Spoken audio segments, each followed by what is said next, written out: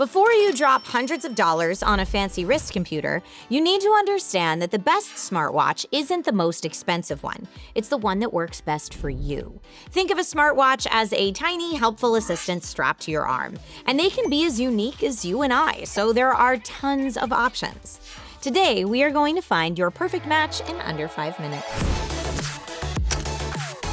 Now, let's crack the code on choosing the perfect smartwatch because let's be honest, staring at a wall of tech specs is a great way to put yourself to sleep.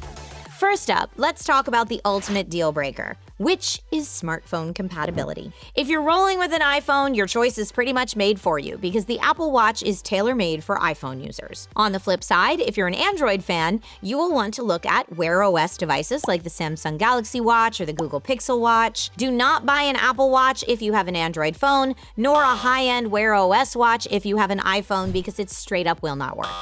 There are cross-platform alternatives out there like Garmin and Amazfit if you need one watch to play nicely with them all. Now, let's talk about the great battery life trade-off, which splits the smartwatch world right down the middle. In one corner, you have hyper-intelligent smartwatches like Apple and Wear OS. They can text, make calls, run apps, and basically do magic, but they chew through power like crazy, meaning you will be charging them every 1 to 2 days. In the other corner, you have fitness-first champions like Garmin and health trackers from Fitbit.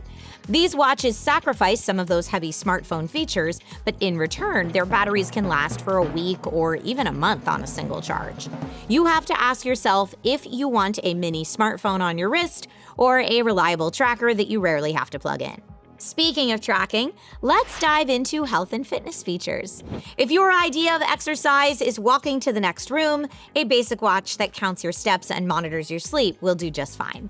But if you're training for a marathon, hiking into the wilderness, or hitting the gym every day, you need to look closer at the sensors.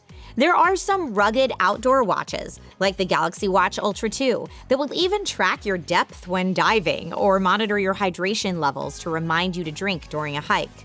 Look for built-in LTE connectivity if you want to leave your phone at home during outdoor runs.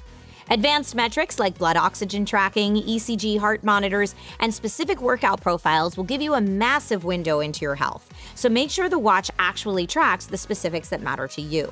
Do you want safety features like fall detection or emergency SOS? Then you will want to look for watches that offer that. In terms of convenience, would you like a watch that you can use to tap to pay, control your media, one that has an AI assistant or offers turn-by-turn directions? I honestly use the flashlight and find my phone features all the time, so those are my go-tos. Finally, do not forget about style and comfort. You are going to wear this thing all day, so pick a size that doesn't look like a massive solar panel on a tiny wrist.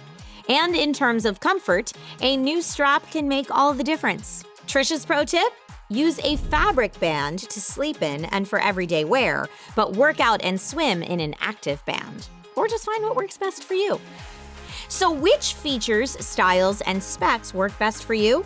If this video saved you from buying a high-tech paperweight, smash that like button and hit subscribe so you never miss another tech breakdown.